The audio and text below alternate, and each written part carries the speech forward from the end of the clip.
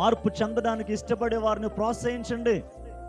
మార్పు చెందడానికి ఇష్టపడే వారిని వాక్యం ద్వారా ఆదరించండి. మార్పు చెందిన వారిని గౌరవించండి. ఒకప్పుడు తెలుసో తెలియకో, లేకపోతే తెలిసి తెలుసో ఏదో చేసి ఉండొచ్చు.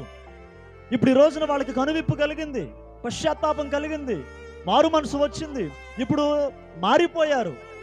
అలాంటి మారిపోయిన వ్యక్తిని మరలా మనం వెళ్ళి, నువ్వు అట్లాంటి వాడివి, నువ్వు ఇట్లాంటి వాడివి, నువ్వు అట్లాంటి దానివి, నువ్వు ఇట్లాంటి దానివి, నువ్వు ఆ కేటగిరీ, నువ్వు ఈ కేటగిరీ అని మరలా వారి గత జీవితాన్ని బట్టి వారిని మనం పిలుస్తూ ఉంటే, వారు ఒకప్పుడు చేసినటువంటి పనులను బట్టి వారికి మనం పేర్లు పెడుతూ ఉంటే వాళ్ళకి ఎలా ఉంటుంది? మనసులో బాధ ఉంటుందా ఉండదా?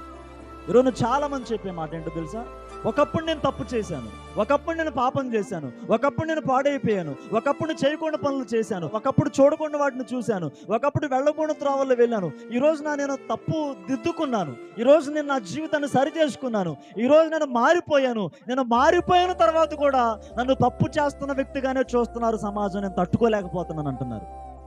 నేను ఇవాళ అన్నీ వదిలేసుకున్న తర్వాత కూడా, అన్నీ మానేసుకున్న తర్వాత కూడా, అన్నిటిని విడిచిపెట్టిన తర్వాత కూడా ఇంకా నన్ను అదే దృష్టితో చూస్తున్నారని చెప్పి చాలామంది మనసులో ఏడుస్తున్నారు. ఐ టెల్ యూ, తప్పును తెలుసుకుని, తప్పును ఒప్పుకుని, తప్పును విడిచిపెట్టి, తప్పు చేయకుండా ఉండడానికి తీర్మానం తీసుకున్న వ్యక్తిని మనం గౌరవించాలి.